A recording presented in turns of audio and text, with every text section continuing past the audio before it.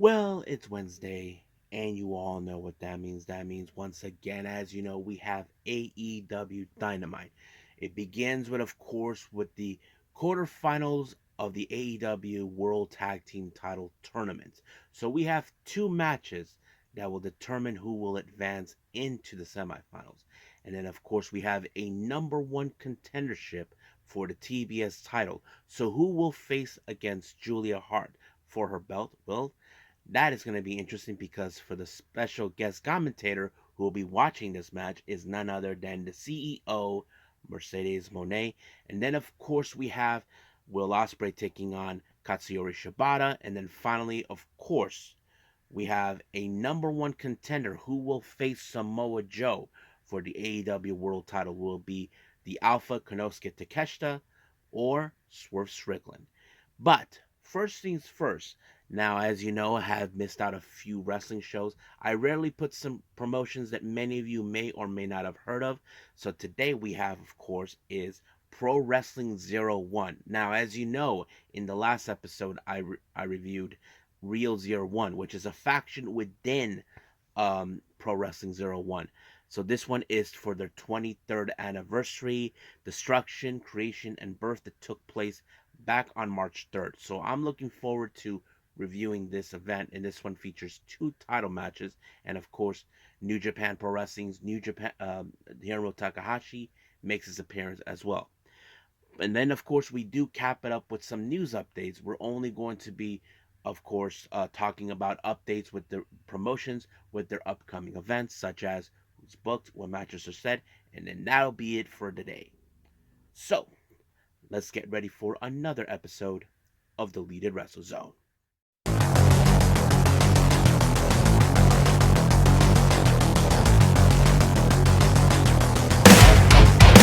Are you ready? Get up, get up! Get up, get up! Get up, get up! Get up, get up! Get up, get up! Get up, get up! Welcome, everybody, to the Deleted Wrestle Zone. All things that is pro wrestling with AEW, NXT, New Japan Pro Wrestling, TNA, the National Wrestling Alliance, various promotions, wrestlers, matches, and championships. I am your host, J Rod here. So, if you are new to the channel, welcome. This is a channel where we do a lot of pro wrestling reviews from various promotions, not only here in the United States, but also in Japan, Mexico, Canada, Europe, the UK, anywhere in the world where pro wrestling is not as big, but it continues to grow. We also do discussion videos, talk about various topics such as the wrestlers themselves, the promotions, factions, storylines, whatever we want to talk about. We also do more news updates. If I'm unable to put it on this episode, I can put it on a separate video by itself. We also do real-time news updates to keep you guys on alert if something interesting has been announced or been set upon what has been going on in the world of pro wrestling. We also do the Unagi Sayaka Watch and other very cool things on this channel as well. So if you like what you see, please subscribe to us. So click on that subscribe button. You'll be getting a lot of daily reviews and other cool features on this channel as well. But if you like this episode, please give us a like on the like button or leave us a nice comment in the description down below. Now, all introductions have set aside, I believe it's time to shut up and start with the show with, of course, our very first review, and this is from Pro Wrestling ZERO1.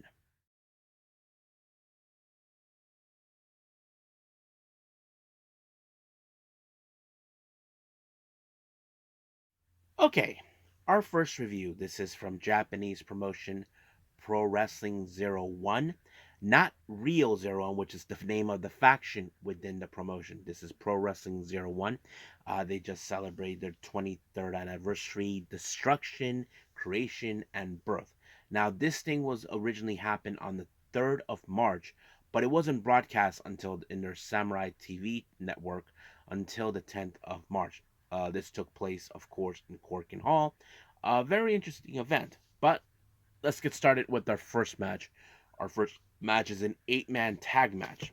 Team number 1, Yuki Toki, Takumi Saito, Daichi Sato, and Akira Jumonji.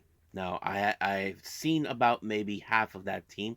The next team, we have Fuminori Abe, uh, Yuko Miyamoto, Leo Iska, and Shoko Kitamura. Now, I've seen all four of these gentlemen. I mean, I'm familiarized with Fuminori Abe. I've seen him plenty of times. I've seen Yuko Miyamoto. Um, Mostly you recognize him from Big Japan Pro Wrestling or Freedoms. Leo Isaka from Marvelous, and then of course Shoko Kiyamura. I just majorly mentioned him in the last episode with Real Zero One. But it's interesting to see these guys. I mean, not to mention some of these guys are very talented. I wasn't too 100% sure how with this end, but it was an incredible match. I mean, some of these guys are really good at what they do, and I enjoyed it. But was surprisingly, it was, of course, Kitamura who picked up the win when he applied the move known as a Shindo onto Toki, and it just ended like that. So, very interesting. Now, our next match, we have a very interesting six-man tag match. We have Ren Ayabe, um, Satsuki Nagao, and Yumehiro Imura. They take on Arata, Blazer Tanai, and of course Hartley Jackson. So you may have recognized certain names. Ren Ayabe, I mentioned him a few, reviewed him many times over when he made appearances in All Japan Pro Wrestling, and not to mention he was part of Just Tap Out.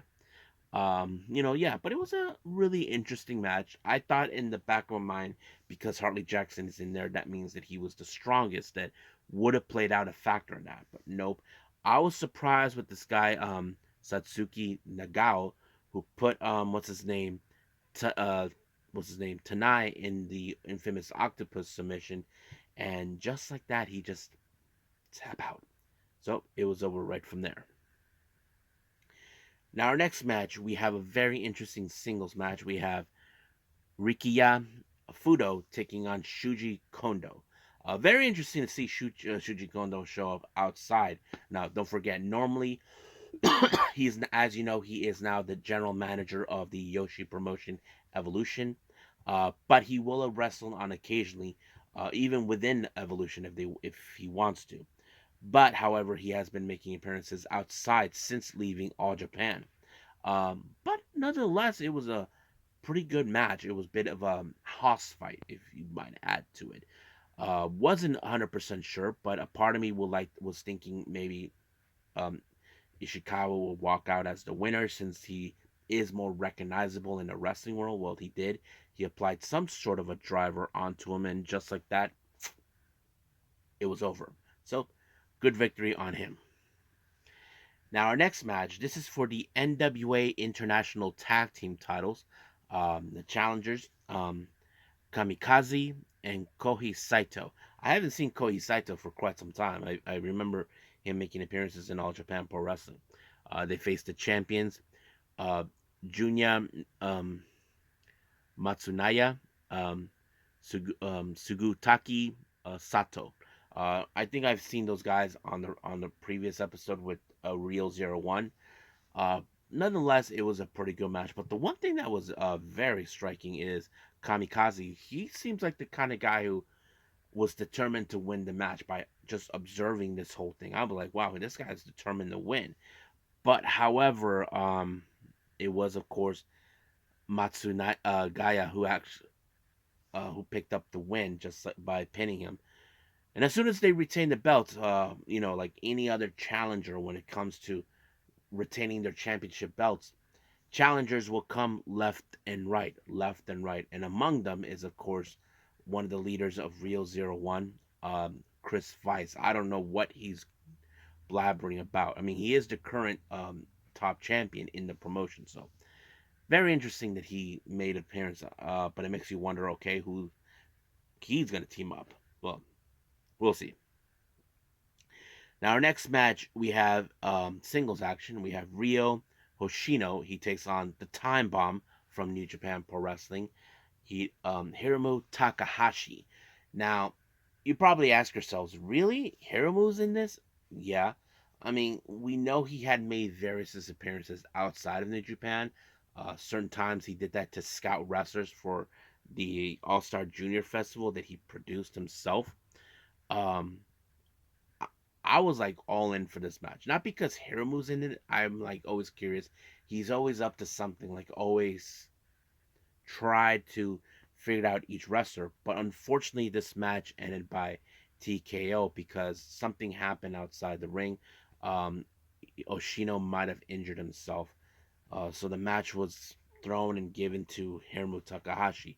But however, certain members of the roster were not too pleased about how this match was end. They felt like this was an embarrassment that an outsider beat one of their own. I mean, we have seen on various occasions in Japan where you don't want outsiders coming into your turf and embarrass you.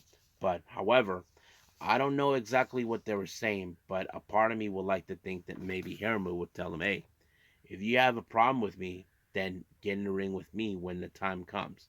I'm sure they would definitely want to have that, but we'll see. Now, our main event, we have a championship match. Well, two of them.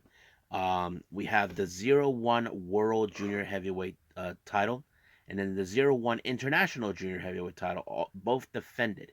We have the challenger, Seki Yoshioka, which is interesting, takes on Takumi Ababa. I was surprised how this match, but I'm a big fan of Yoshioka. I mean, the guy is amazing, an amazing junior heavyweight competitor. I was surprised that he's in there. I mean, recently we've been seeing him in GLEAT, and I think he did appear in All Japan. I'm not 100 or Noah, one of the two, but yeah, I was surprised to see him making appearances, but I wasn't too sure. But the one thing that was striking, it took only two buzzsaw kicks to take out Takumi Baba and allow him, Yoshioka, to become a brand new junior heavyweight champion for both the world and the international titles. So, yep, he walked away as the winner. So, obvious question is in the later on future, who will be his opponent for the challenger? Well, only time will tell. But we'll see what happens. If I do get another chance to see this again, I'll probably review it for all of you. So we'll see what happens. But for right now, we'll just end things right here with Pro Wrestling Zero One. Move on with AEW.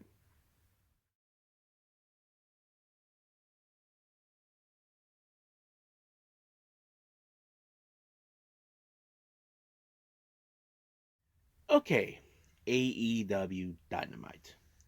We opened up with, of course, with the aerial assassin Will Ospreay taking on Katsuyori Shibata. Now, you would think that this is a very interesting match. Now, don't forget, recently we did see Shibata take on Danielson. So, the obvious question is, why was that? Well, Osprey had his reasons, but you cannot deny that the match itself was really incredible. I mean, of course, we know Shibata. Now, if you know the history between those two, Shibata defeated Will Osprey long time ago, and I think Will Osprey knows that he has to find a way to overcome a wrestler who we have always admired and followed for a long time. I mean, he did everything, not to mention every kick. But however, Will Ospreay was able to apply the hidden blade, and just like that, it was over. So Will Ospreay got the one match where he needed to beat him, and that was it. But he made it perfectly clear that this was like a bit of a realization about how Brian Danielson did with Shibata last time. So we'll see about that. Now, Rene Paquette conducts an interview with the Bucks about their upcoming match against Private Party. However, there was one question that many people have often said, but Nick actually went into a bit of a temper tantrum because it's no secret about this thing. We all know, those who remember from the very beginning of AEW, Private Party were the ones that kind of defeated the Young Bucks in the first ever tag team tournament. So basically, we ask ourselves this question: will Lightning strike twice again? And that's something that I think Matt really took likely. He said, "Does lightning strike at the same time?" I mean, yeah, I mean that always been an analogy that we've always heard time and time again. So we'll see how that rolls up. But he did stated that Okada will be watching from the back. Now, as we begin with our the the quarterfinals of the AEW World Tag Team Tournament. The Young Bucks take the stage and they take on Private Party. So there were a lot of chaotic. Now you know the Bucks has changed drastically, taking this whole EVP persona way too far. But however, there was a moment where Matthew actually low blowed Isaiah. And then, of course, Mark Quinn took out Matt with the belt, and then they were going back and forth. And then the EVP trigger was initiating, putting, of course, the Bucks into the semifinals. But the real question is who will be their opponent. Their opponents is in the other match that we will see, and we'll get to that in a bit. Now, we did see Darby Allin in a video promo where he is chilling out with none other than skateboarding legend Tony Hawk, talking about a skate park, something to help out skate parks all over the world and that sort of thing. I thought it was great since initially he was supposed to go to Mount Everest, but it's not going to happen. Now, we do see another interview conducted by Renee Paquette, and she talks to Hook and, of course, Chris Jericho. Now, Jericho admitted about his match against him, tell him that his moves are so sharp, so, something that he was saying. So, his offer is to say that if you need any advice, I'm here because he sees something in Hook. He sees that Hook is no doubtably an AEW World Champion in his mind. He knows he could do it. So I think, Hook knows, hey, you're Chris Jericho, man. You've done it all. So why not? I'll take up your offer. And I think it would help Hook because many people do see Hook into that in that conversation in the future. So it will take some time, but it's only the matter of when it will happen. So we'll see. Now, before our next match begins, we see the CEO, Mercedes Moné, who makes her appearance, checking out the number one contendership for the TBS title. We have a bit of a four-way. We have Willow Nightingale versus Anna Jay versus Chris Statlander versus Sky Blue. So basically, the winner of this match is going to be either one of these ladies. Now, we know that Chris Statlander is the former TBS champion. So this was a very interesting thing. But the obvious thing is how this was going to roll up. And of course, Chris Statlander is not afraid to throw down against Willow since they're friends because they know this is a competition. Someone has to come out as the winner. But of course, that winner turned out to be Willow Nightingale when she applied the Dr. Bomb on Anna. And just like that, she becomes the number one contender. However, as soon as the match was over, Julia Hart, out of her cowardness, attacked Willow. But, however, she has one thing set in her mind other than Willow being in front of her. It's the one person that stepped up, you know, getting involved in her business, and that is none other than the CEO. So that's going to be an interesting. I think many fans are wondering when will that happen. I don't know, but we definitely will love to see it. Now, Renee Paquette does another interview, but this time with the natural Cody Rhodes and all this. He talks about this, about his age. He's 55 years old. I mean, he's one tough old bastard. Don't get me wrong. But of course, someone had to rain in on his damn parade, and that is none other than Mustache Head, the Butcher. So basically, that match will take place in Rampage. So we'll see how that rolls up. I'm sure many of you are dying to hear that review.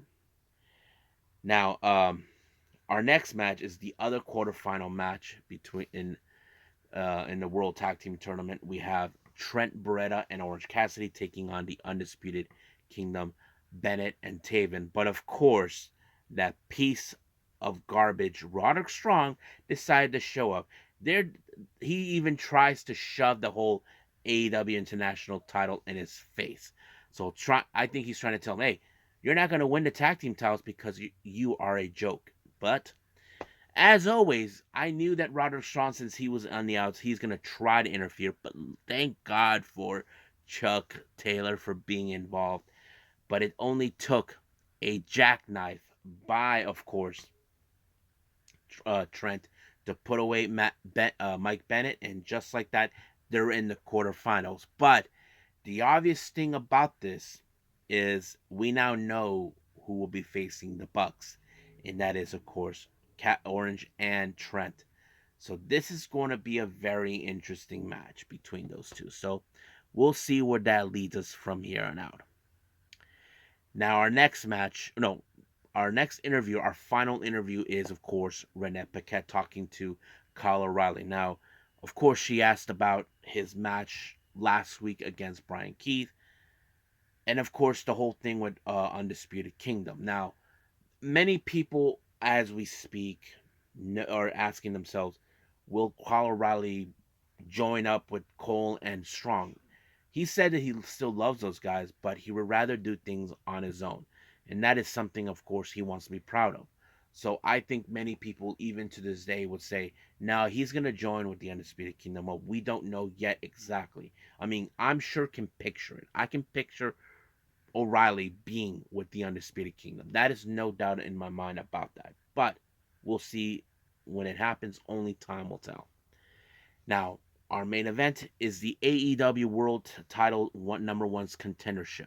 Swerve Strickland versus Konosuke Takeshita. Oh my effing god. This was a big time match.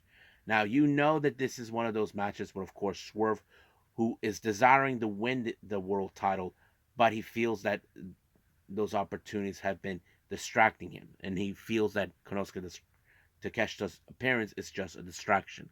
But the obvious thing is this: how was going to be? I mean, there was a stomp by Swerve on Takeshita. He kicked out, and you saw the look in Prince Nana face, like what? Like he did not anticipate that that's going to happen. But it was a rather killer match. Now you would think the stomp would have been enough to put Takeshita down, and I think maybe Swerve thought so too. But however, he was able to apply the Jamel driver, and just like that, he's our number one contender. However, throughout the entirety of this match, our current AEW World Champion Samoa Joe was watching. But however, in the post match, Rene Paquette went to talk to him. He feels that he doesn't think he's that guy who can dethrone him or the guy who could be the face of AEW. But Swerve saw that and he sees that he's now getting into him. But the obvious question does tell. Now, many people are now predicting that in Dynasty, Swerve will defeat Samoa Joe, but we will see when that day happens. Until it happens, we'll wait until then. So I think that's pretty much it right now with all of our reviews. Let's move on with our last and final thing, and that is news updates.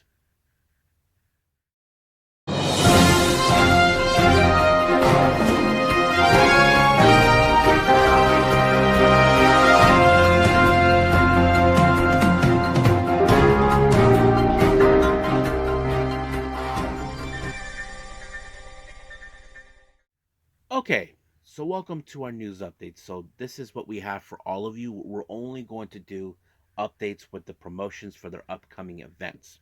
First, as you know, there's always a ton of piles with GCW. So let's begin with that. Now, as you know, GCW slash JCW have the World that will take place on the April 4th.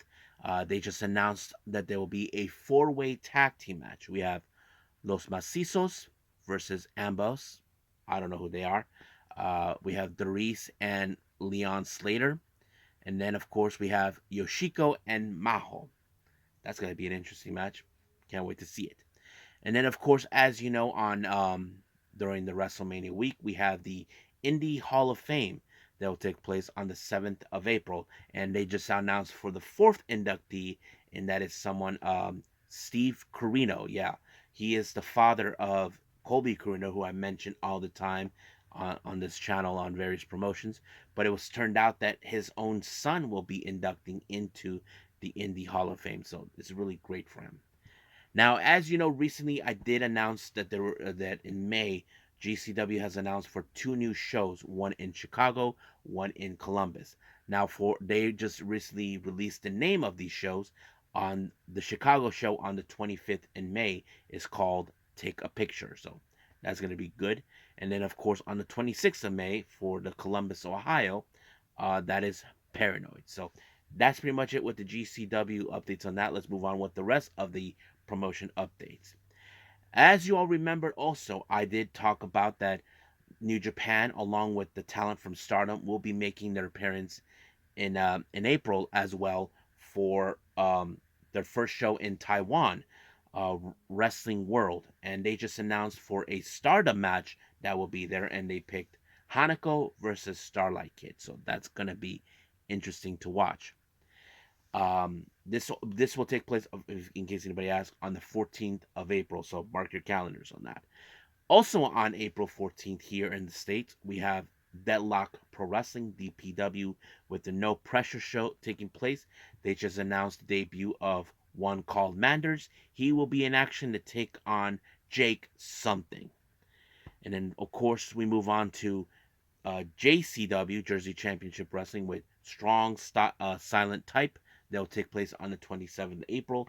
They announced for Marcus Mathers taking on Alec Price. I know that match is going to be one hell of a match. You don't want to miss it. And then, of course, more with MLW with the Azteca Lucha show. They'll take place on the 11th of May. They announced for Sfelino that will be there. So that's going to be awesome. Now, DDT Pro Wrestling has announced for two matches on the 14th of May. We do have, of course, Konosuke Takeshita taking on the King Minoru Suzuki. That's going to be one heck of a match. And then, of course, we have Kikutaro taking on Kuishibo Kamen. So that's going to be one wacky match to enjoy. And then finally, West Coast Pro has announced for the return of Queen of the Indies for August 17th, and their first person they announced is the legend herself, Aja Kong. So that's going to be interesting. So I'm sure we will have more names for the Queen of Indies starting from here and out, and we'll just wait and see what happens. So I think that's pretty much it for everything, for all reviews and, of course, our news updates. I believe it's time to call it a day. Well, I hope everybody enjoys this episode. Coming up, we have, of course, is TNA and, of course, Ring of Honor. We'll be doing those soon enough. I haven't decided yet if I will be reviewing anything else, but we'll see. Only time will tell. I'm very excited for that. So we'll just wait and see. So for right now, that is the plan. But until then, I will see you guys in the next DWZ time. Same DWZ channel. I must bid all of you adieu. So goodbye, and have a nice day. Bang.